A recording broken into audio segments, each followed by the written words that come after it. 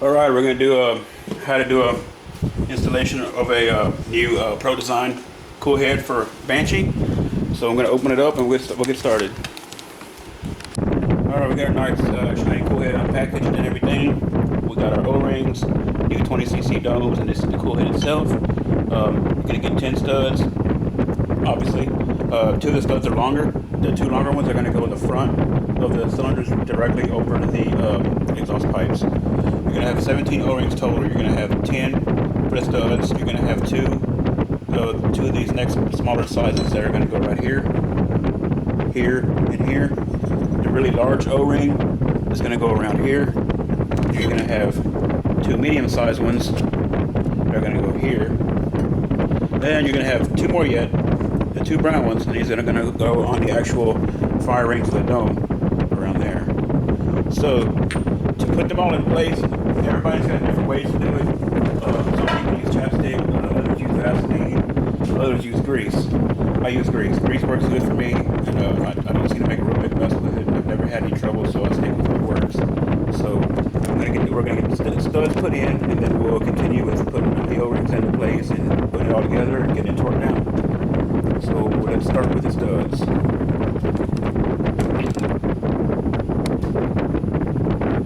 Alright, so I got all the head studs in. I left one out so I can show you guys how I do it. They should screw in really easily by hand. If not, you get you a tap and chase the threads out. That's M8 by 125. So that one's screwed in just about all the way. And these threads I know are good and clean, so I don't have to jam the nut really. What I'll do is do it like this. They're bottomed out. I just back the nut right back off. You don't have to torque them, just get them in, get them snug. All you need is for them to be all the way down. Alright, so that covers the head, or the studs rather. Now we're going to go ahead and we'll start doing the cool head installation. Alright, so the whole O-ring thing. Brown O-rings go on the domes here, like this. What we do is use a little bit of grease to hold them in place. You don't have to smear it all over. What I usually do is put it in maybe 4 or 5 different spots, give or take, and then put the O-ring in and wipe off the excess. Kind of like that. Now I'll put the O-ring on.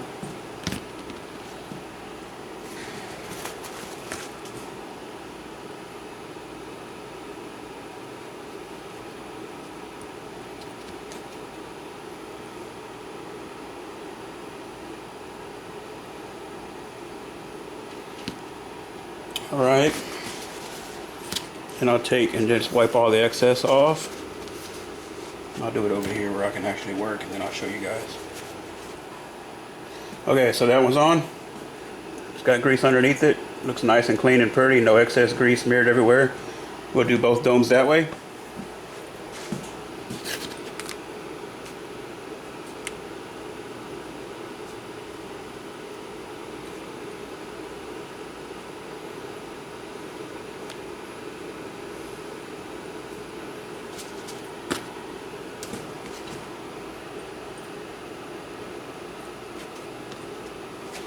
And after you get it in, just kind of smear the grease around and kind of pack it in there.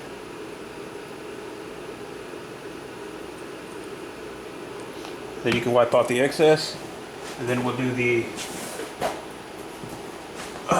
next size O-ring. I'm sorry there's so much dead time. It's just kind of awkward trying to reach in front of the camera and everything, but just want to cover the steps with you guys at least so you'll know what to do if you've never done it before. Alright, so there's the second dome. All ready to go. Then we're going to do, we'll do these right here. These really big ones. They're the second biggest ones in the kit. Same thing with those. Just put a little grease in there.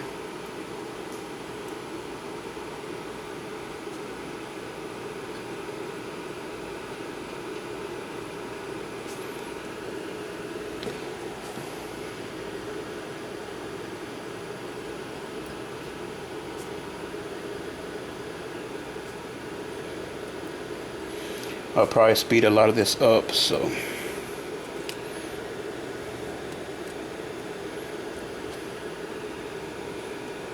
Okay.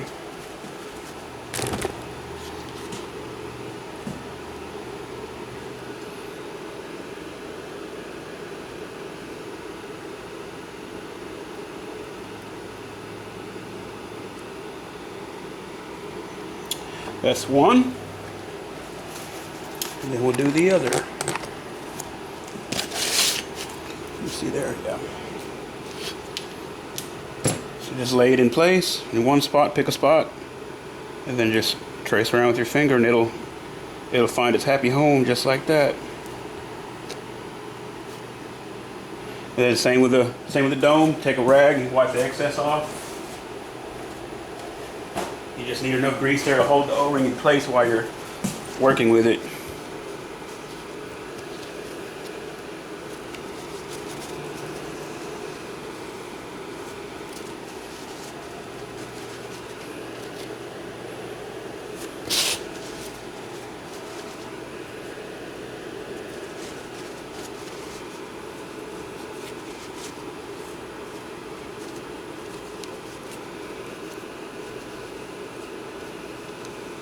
There we go. Can't even tell there's grease on it. Looks nice and clean. And the O-rings ain't going anywhere. So there's 4 down. 13 to go. We'll go ahead and do our really, really big O-ring now.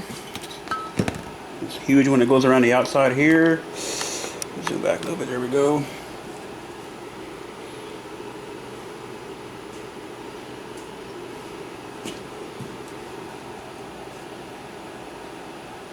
I don't really see anything wrong with using grease as long as you do it the way I do it, and you know, you don't have it all over the place where it can contaminate the coolant and all that good stuff. This here is pretty minimal. Does use up a lot of rags though. Lay the O-ring in place, trace it around. Careful not to stretch it. There it is.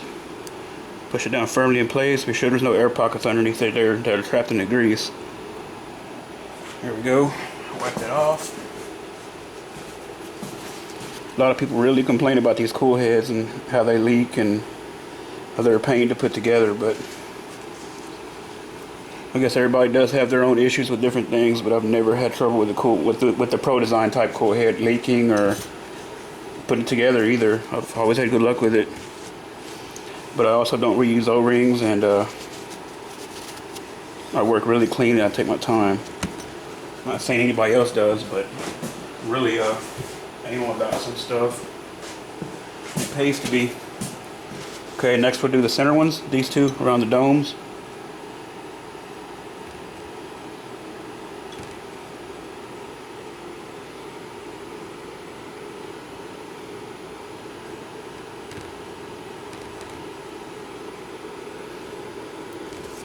All right.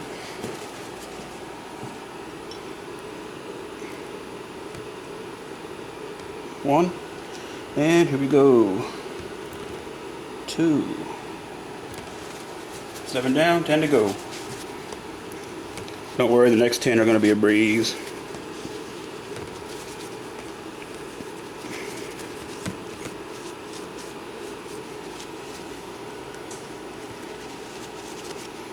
This area here all will be in contact directly with coolant, so just get it nice and clean and everything.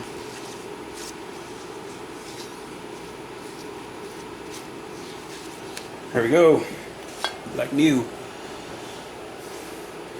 All right, now we're going to install this bad boy. This is how we do this. The domes go right over the jugs, just how they are there. Let's see here. There we go. Domes are going to sit right over. Okay, so the domes sit right over the cylinders. Trying to get my hands nice and grease free here.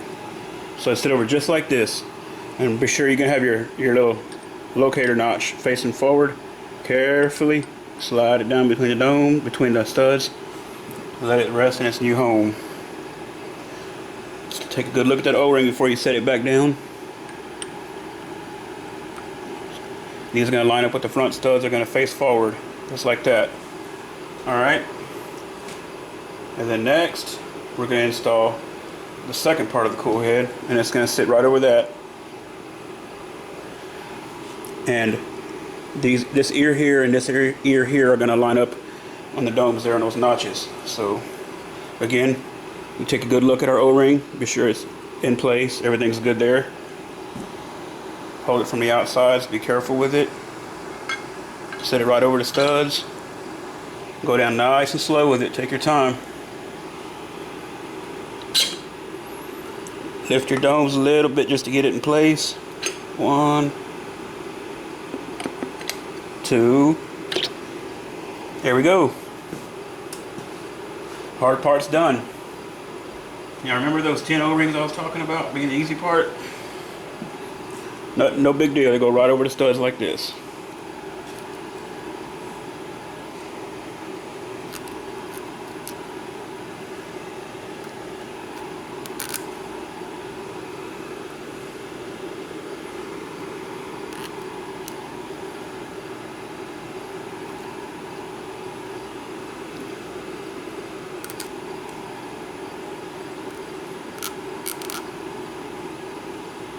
Another thing too, people have said that they've had trouble with cool heads leaking around the studs. Well, I think a lot of that too is contributed to reusing these O-rings right here, or reusing studs that are in bad shape. These O-rings need to seal around these studs to keep that from happening, and if they're rusted or they have grooves where they've used vice grips to get them out of the cylinders, then them O-rings aren't going to seal like they should. Okay, so now we have all that done. Last part of the cool head, just like everything else, take a good look at your O-rings, be sure they're nice and secure, be sure they're not going to fall out when you turn it over, and then set it into place. I'm going to zoom back a little bit here, set it right into place, and try to get your studs lined up perfectly the first time so you don't tap an O-ring.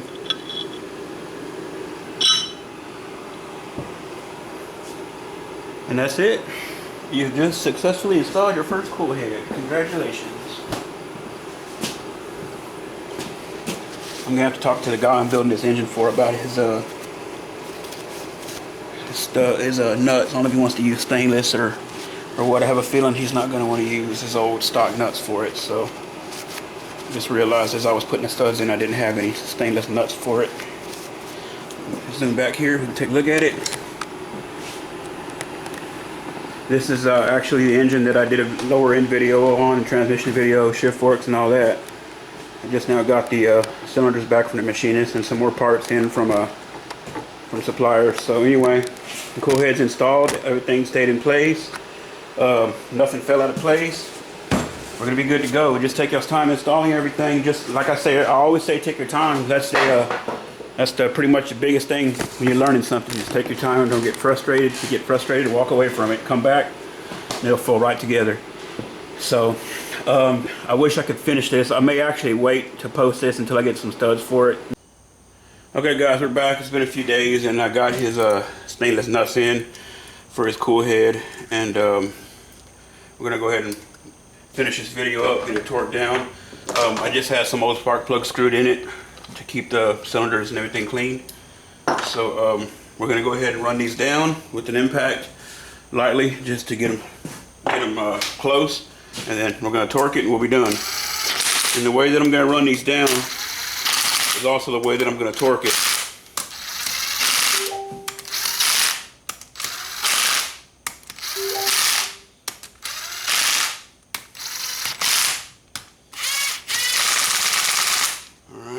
One more time here.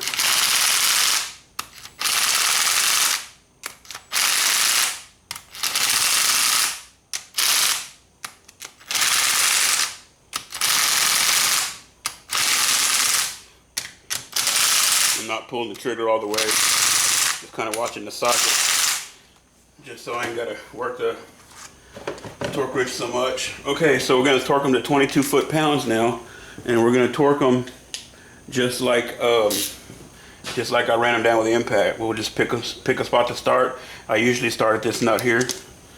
So then we'll just run them to 22 pounds.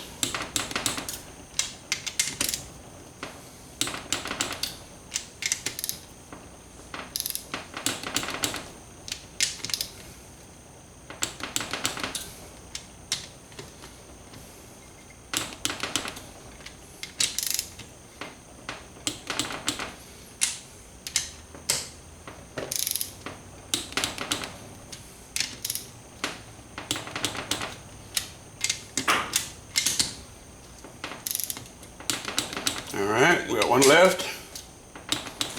Okay, so they're all at 22 pounds. Now we can go ahead and just torque them straight across the 3 rows, just to be sure we didn't miss any. Just double check, really. Everything's torqued now, so we can go straight across because we're not adding any additional torque. We're just making sure that we didn't skip a stud.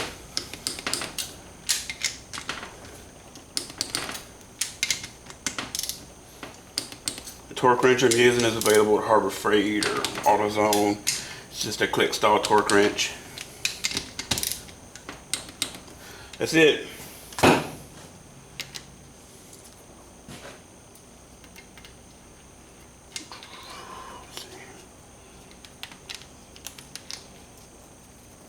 Alright, well that's it, guys.